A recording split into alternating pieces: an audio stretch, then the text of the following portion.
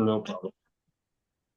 So, good morning or good night, depending where you are, and welcome to another interview of the Shield Dude on a Couch. I'm your host, Hector, and today we have Levi, Seynaeve from the band Living Gate, which is about to put out their first full-length album, Suffer as One, on October 25. So I have Levi here with me. We're going to talk about it. So first of all, Levi, how are you? I'm good. How are you? Just I'm doing chilling. great. So yeah, from Belgium to Puerto Rico. I All went to right. Belgium, but many years ago, and only for one day, so I couldn't really experience Belgium correctly. So this band, is a band that is comprised of players from different bands.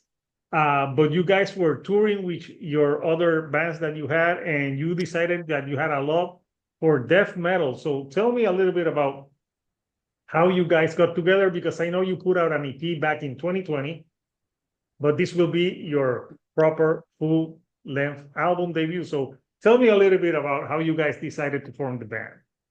Well, the idea kind of started with me and Leonard, the other guitarist. We've always, been, geeking out about death metal together, and we always had the idea that someday we were gonna start a project like that of our own. And well, the thing was like, um, playing with Wim, our drummer in Wiegedood, and he played drums in Oathbreaker for the last record as well. So we all three of us knew each other, and like once I started to write some riffs that would later become the Deadlust EP that we released in 2020 or 2021, I'm not sure. That's when the idea got a little bit more concrete that we were going to actually do a band like that. We didn't, we worked on the songs and we recorded the songs, but we didn't really have a bass player at the time, nor did we have any idea if we were just going to record these songs and release them on Bandcamp and not really be a real band.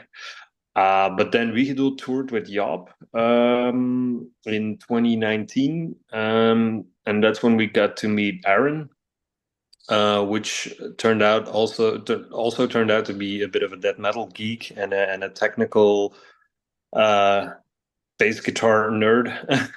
And later on, Amenra toured with Job, so Lennart got to know him as well. And at a certain point, I think we were at Hellfest at the time, and I was just like, why don't we ask Aaron to be the bassist in the band, even though he's from the US and we're all from Europe. Like we can, I mean, he would be a great addition to the band and a great member. It would be a perfect fit. So we just decided to go with it then, and he was really excited, and that's kind of how we formed, and we just dealt with the fact that the long distance thingy, we're just dealing with it now, and it works, but I wouldn't want to have anybody else in this band. Like it's a great combination of people. Yeah, and it seems like you all got together because of that love for death metal. So I was reading that you were saying that for you, death metal is the most extreme form of metal, even more than black metal. Why do you think that is? Because I mean, black metal is obviously also a very extreme form of metal, but it can also it lacks. It's not the technicality isn't as like death metal is a very technical genre, and black metal also has the fast paced stuff and the really dissonant chord progressions, and they go for a very eerie vibe, which makes it very extreme as well. But death metal's like still adds the technical factor into it.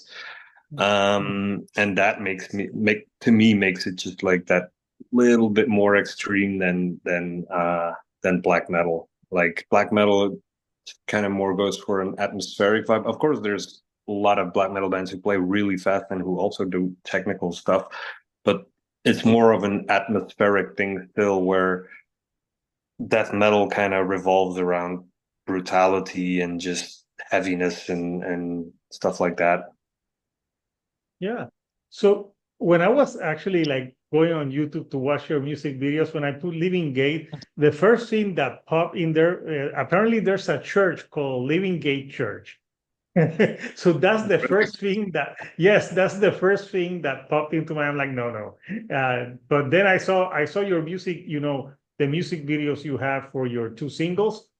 You have the one that opens the album, sorry, the Cut the Head of the Snakes, and Mm-hmm. the videos all the snakes, which is pretty cool.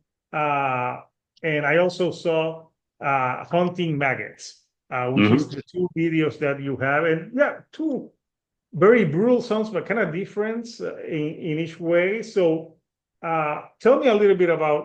First, let's talk of to cut off the head of the snake. Why did you pick that one? And obviously, you picked that one as the album opener.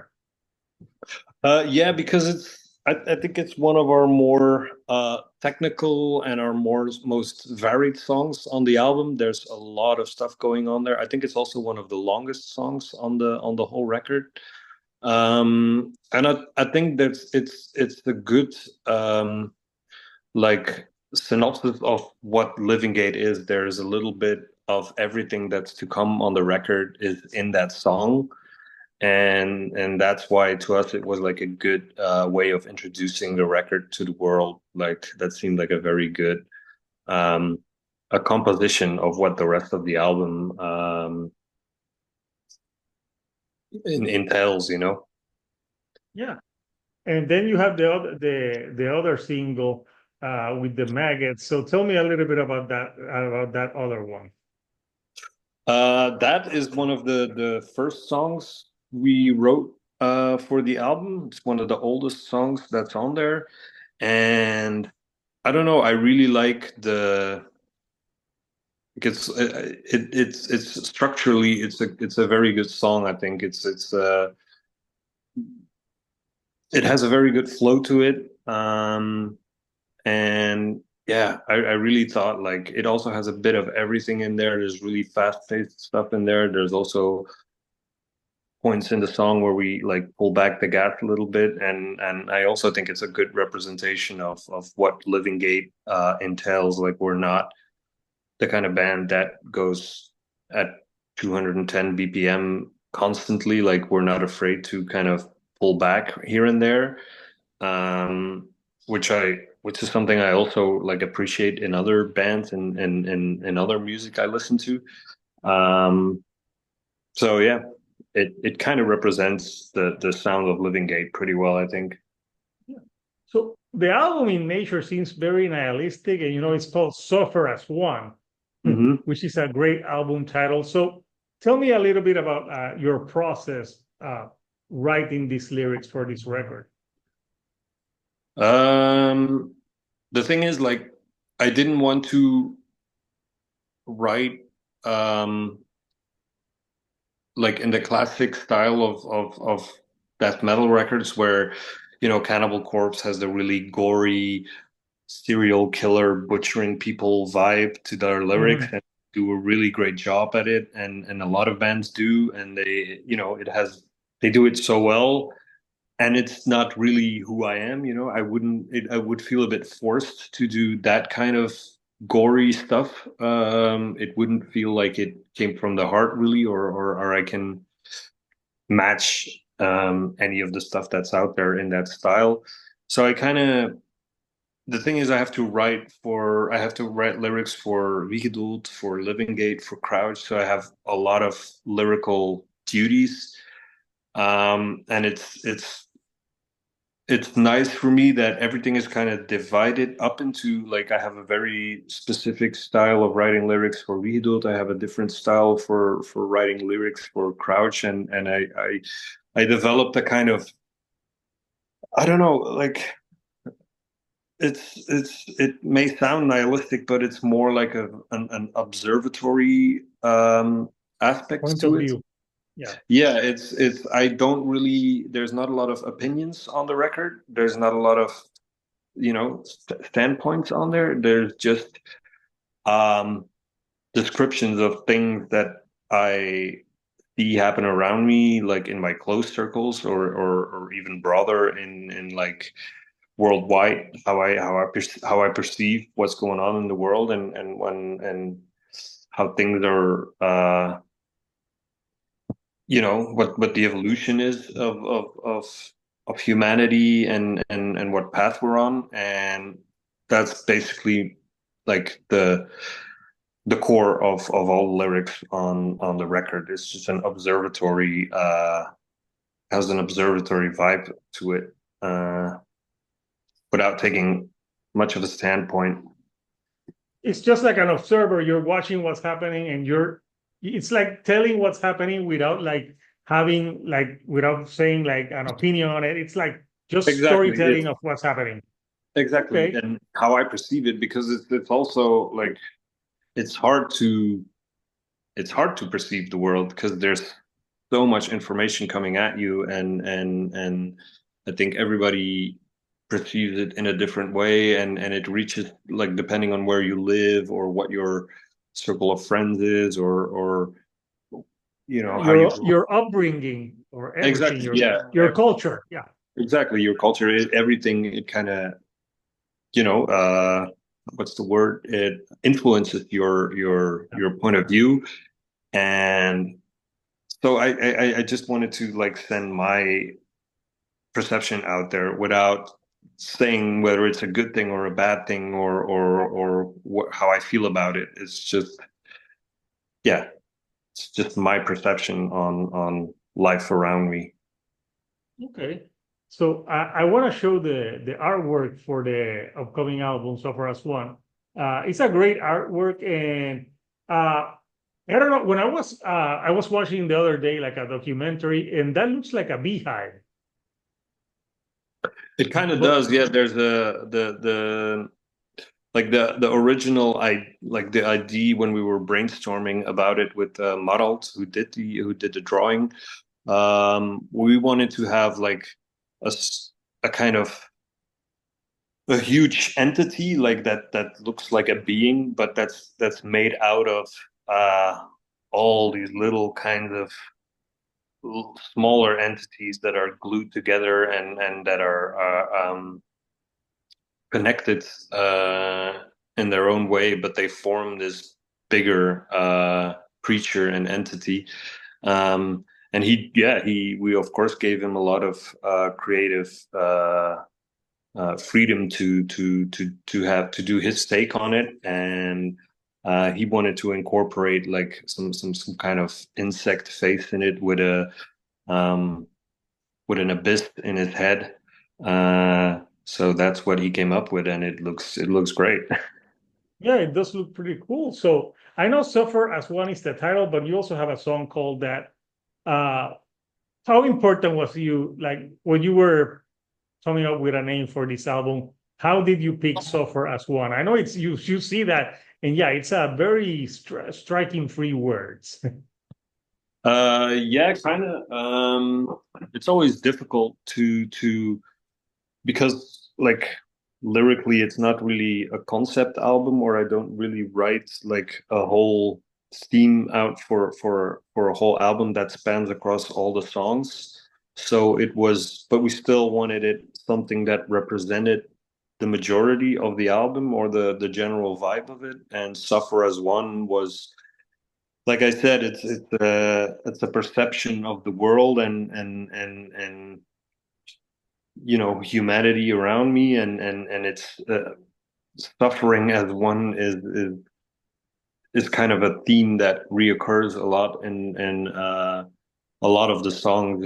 It's brought forward in different ways, and about different themes, Mhm. but there's still always this underlying tone that's we're all kind of suffering, and we're all suffering in our own um, specific ways, and some people suffer a lot more than other people. It's all about the But point still, of even if view. you have a good life, it's hard sometimes, But um, there's also a lot of people who don't have a good life, and where suffering is just the the thing that their life revolves around.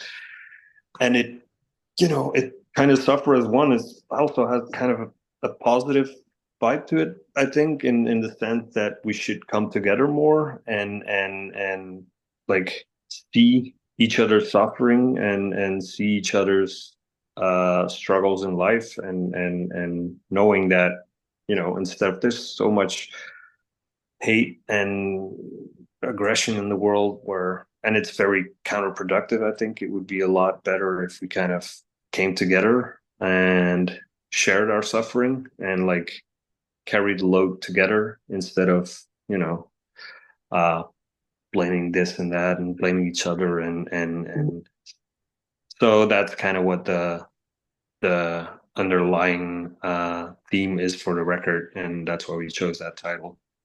Yeah, it's a great title. And I think people, when tragedy happens, I think people usually band together. When it's like a collective suffering, like a nature catastrophe, pandemic, stuff like that. It's like ways when people like forget their differences and like you say, suffer as one. And Yeah, then, exactly. Yeah, it's true. Like to be, I mean, when COVID happened, it's the first, like in my lifetime at least, where it's the first instance where something happens that involves everybody in the world and it affects everybody in the world. And for for a couple months, for a couple of years, we were all kind of in the same boat in different ways because, every country handled it differently. Every country was struck differently and but we were all struggling with the same thing kind of. yeah, that is true. And so the album, the pre-order is you're putting out this album with Relapse Records, which just it's a great record label. Great countless of great bands have gone through there. And I see that you have. I was looking at the vinyl variants that you have. You have some with some like purple color, different Mhm. things. So, uh, what are the plans for Living Gate? Because I know you have a lot of members, like every member is in different bands. Is it gonna be is there gonna be a time where you guys are gonna be able to like do shows together because everyone has that busy schedule with their main bands? Yeah, it's definitely not easy for us to lock in periods of time where everybody's free or everybody can keep their agenda open for us to do anything. But we have a tour scheduled that's going to start pretty soon. I think October 26th is our first show. And then we're doing like mainland Europe. We're playing a couple of festivals, like Amplifest. We're playing Samhain Festival in the Netherlands, and we're playing some headline shows. So we're doing a 2-week tour, kind of, which we're all very, very excited about. And we really hope to do some more to in support of the album and try to get out there as much as possible. But it's like you said, it's it's hard enough in a way because we all have main bands that kind of um, expect that deserve our attention and that need our attention and our time. And then adding to the fact that one of our members is about you know on the other side of the world virtually. It also doesn't make things easier, of course, but we're all we're very excited about how this album came out, and we want to do it justice by playing and going out there and introducing it to as many people as we can. Yeah. Yeah. So I'll post the link for people who want to pre-order the album. And obviously people can catch you in Europe in those shows that you have. So what are the immediate plans? Okay, you put out the album, you're gonna do these shows. Uh, are you already thinking of new music with this band?